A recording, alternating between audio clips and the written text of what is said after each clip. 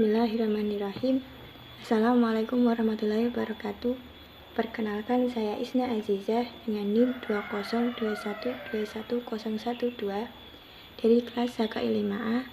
Pada video kali ini saya akan membacakan atau menyampaikan ayat-ayat Al-Quran yang berkaitan dengan tafsir ahkam, yaitu adalah yang pertama, Quran Surat An-Nisa ayat 43. Bismillahirrahmanirrahim. Ya ayyuhalladzina amanu la taqrabus sholata wa antum sukara hatta ta'lamu ma taquluna wa la junuban illa abiri sabilin hatta ta'tasilu wa in kuntum mardha au ala safarin au jaa ahadum minkum minal ghaita au lamastumun nisaa falam tajidu ma'an fatayammamu sa'idan tayyiban famsahu biwujuhikum wa aydikum innallaha kana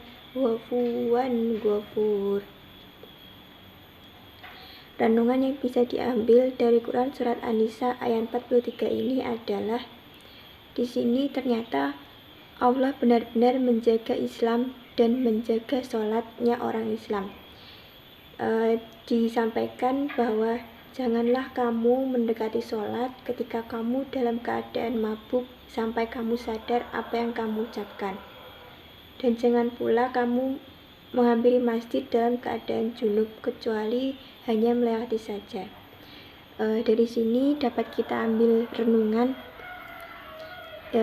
tadi yang sudah disebutkan bahwa ternyata Allah benar-benar menjaga Islam dan menurunkan Quran Surat An-Nisa ini untuk disampaikan kepada orang-orang yang sedang mabuk atau orang-orang yang sedang junub, dalam keadaan junub, untuk tidak masuk ke dalam masjid, karena masjid adalah hanya untuk orang-orang yang suci dan mengerti apa yang akan mereka lakukan.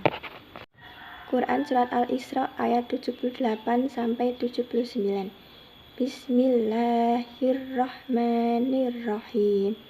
Aqimis sholata liduluki samsi ila ghasakil laili wa qur'anal fajri inna qur'anal fajri kana mashhud wa minal laili fatahajjat bihi nafilatan laka asa'an yab'atsaka rabbuka maqamam mahmud.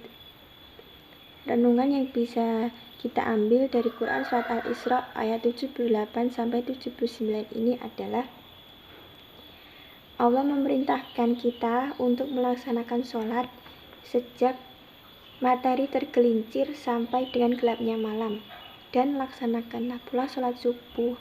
Sesungguhnya sholat subuh itu disaksikan oleh malaikat. Dan dari sholat-sholat ini ternyata Allah itu ingin mengangkat derajat kita atau ingin mengangkat kita ke tempat-tempat yang terpuji. Jadi ternyata untuk mengangkat derajat dan untuk mengangkat kita ke tempat-tempat yang terpuji, Allah begitu baik. Allah menyuruh kita untuk melaksanakan sholat sejak matahari tergelincir sampai gelapnya malam. Quran Surat Al-Baqarah ayat 187. Bismillahirrahmanirrahim.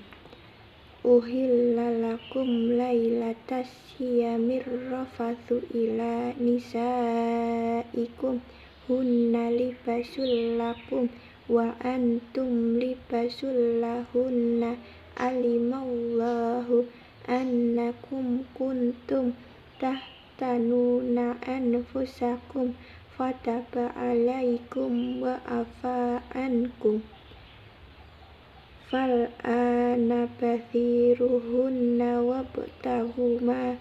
wabtagu ma kataballahu lakum wa kulu wasrabu hatta yatabayyana lakumul haydul abyadu minal haydil aswadi minal fajri thumma atimus siyama ilal lail wala tubasiruhunna wa antum akifuna fil masajidi tilka hududullahi fala taqrabuha kadzalika yubayyinullahu ayatihi linnasi la'allahum yattaqun.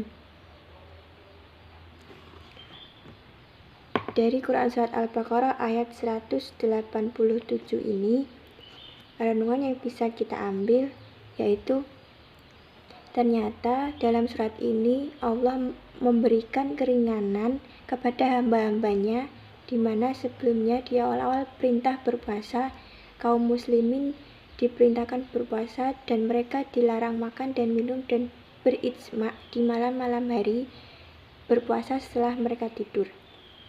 Lalu di antara mereka ada yang merasa kesulitan sehingga Allah menurunkan firman Quran Surat Al-Baqarah ayat 187 ini, di mana Allah membolehkan di malam hari bagi orang yang berpuasa pada bulan Ramadan untuk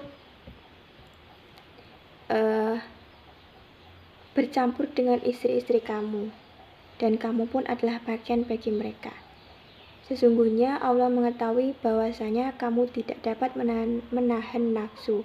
Karena itu Allah menurunkan Quran Surat Al-Baqarah ini yaitu untuk meringankan hamba-hambanya yang merasa kesulitan.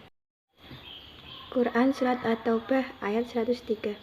A'udzu billahi minasyaitonir rajim. Khudh min amwalihim shadaqatan tutahhiruhum wa tuzakkihim biha wa sholli alaihim inna sholataka sakanul lahum wallahu sami'un alim. Renungan yang bisa diambil dari Quran Surat At-Taubah ayat 103 ini adalah Allah begitu baik.